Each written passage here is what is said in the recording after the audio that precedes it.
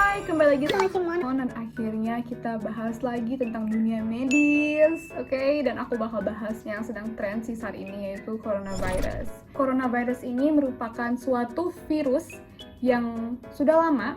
Kalau kalian cari di internet, sudah ada jurnal internasionalnya. Ketik coronavirus NCBI, sudah ada studinya dari tahun 1996. Bahkan mungkin bisa lebih jauh daripada tahun tersebut. Nah, coronavirus ini merupakan virus yang ditularkan dari hewan. Makanya disebut zoonosis. Virus yang ditularkan dari hewan ke manusia. Kita pelajari lagi kalau coronavirus itu ada 4 kelas.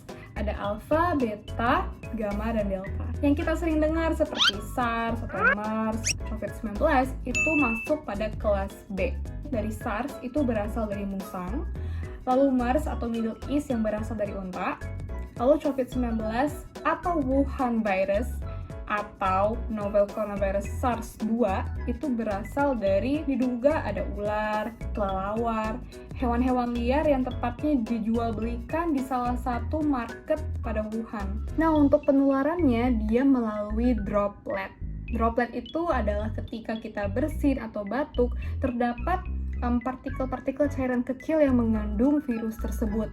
Sehingga misalnya Cimon lagi dalam transportasi umum, misalnya dalam kereta atau pesawat, aku bersin ke arah depan nih, kurang lebih 2-3 kursi dari arah aku bisa kena gitu.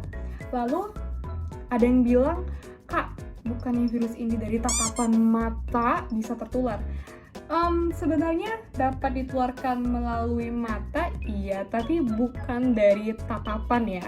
Jadi misalnya gini, aku batuk, bersin, tutup mulut sih, tapi kan virusnya jadi nempel ke tangan aku dong. Lalu kita ketemu tamu, ketemu orang lain, jabat tangan, cipika-cipiki, virusnya transfer ke tangan orang lain. Lalu orang tersebut merasa gatal nih matanya, dia ngucek-ngucek mata, ngucek-ngucek hidung, akhirnya masuk ke mukosa yang ada di mata sama hidung. Dan dia dapat terinfeksi oleh virus tersebut. Lalu gejala dan pengobatannya. Jadi gejala coronavirus ini ada 3 khasnya. Ada demam, biasa keluhan utamanya demam, terus ada batuk, lalu sesak nafas. Sesak nafasnya itu seperti ada orang yang mengeluh ketika lagi naik tangga dia sudah sesak nafas, padahal sebelumnya tidak pernah seperti itu. Atau bahkan dia mau bangun tidur atau ke toilet saja sudah merasa berat. Ya, ada juga sudah datang ke rumah sakit hanya demam, tapi tiba-tiba merasa pusing. Pas dicek darah ternyata positif.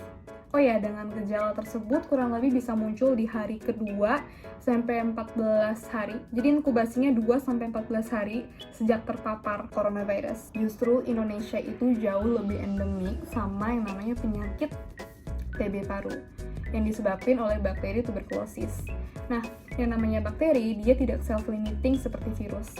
Mungkin virus memang lebih cepat nyebar, dapat lebih cepat membuat gejala, tetapi yang namanya bakteri ketika dia masuk ke dalam tubuh, dia dapat membuat gejala dan komplikasi yang lebih berat dibandingkan virus, walaupun dengan waktu yang mungkin lebih lama dibandingkan virus sendiri reaksinya. Oh ya, yang namanya coronavirus ini punya 3 tipe kasus, ada yang suspek, ada yang probable, ada yang confirm. Yang terkonfirmasi itu hanya melalui PCR atau polymerase chain reaction, di mana nanti kita akan melihat dari sampel darah DNA pasien, terus melihat apakah ada antigen antibody dari si coronavirus ini. Pertanyaannya adalah, kira-kira corona ini dapat mati nggak ya? Virus ini dapat mati dengan 1, suhu di atas 60 derajat Celcius, atau kedua dengan alkohol kurang lebih 70%. Virus dasarnya tidak dapat bertahan hidup lebih dari 48 jam.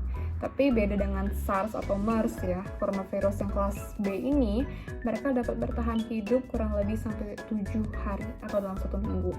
Tapi untuk si COVID-19 ini, dia bisa bertahan kurang lebih 9 hari. Tapi belum ada yang dapat memastikan sebenarnya COVID-19 ini mati tepatnya kapan. Pengobatannya sejauh ini memang belum ada yang spesifik untuk COVID-19. Belum ada antivirus yang secara langsung menyerang dan membunuh virus tersebut. Ya, sejauh ini pengobatannya terbatas pada gejala pasien. Misalnya gejala pasien pusing, atau ada demam, batuk, sesak nafas hingga komplikasi pneumonia, itu yang di-treat terlebih dahulu. Karena dasarnya virus itu beda sama bakteri ya. Virus dia self-limiting, dia dapat membatasi dirinya sendiri, dan sel imun kita dapat membunuh virus tersebut. Makanya banyak banget kasus di luar ya, sudah sembuh, bahkan yang ada di Indonesia saat ini mulai membaik setelah diobatin gejalanya, karena dengan meningkatkan sel imun kita sendiri, sel imun dalam tubuh kita dapat membunuh virus itu tanpa adanya obat yang langsung membunuh si virus. Selain menggunakan masker, yang paling penting adalah menjaga higienitas tubuh dan sanitasi lingkungan. Nah, salah satunya dengan melalui cara cuci tangan 6 langkah dari WHO. Pertama adalah dari telapak tangan, kedua punggung tangan,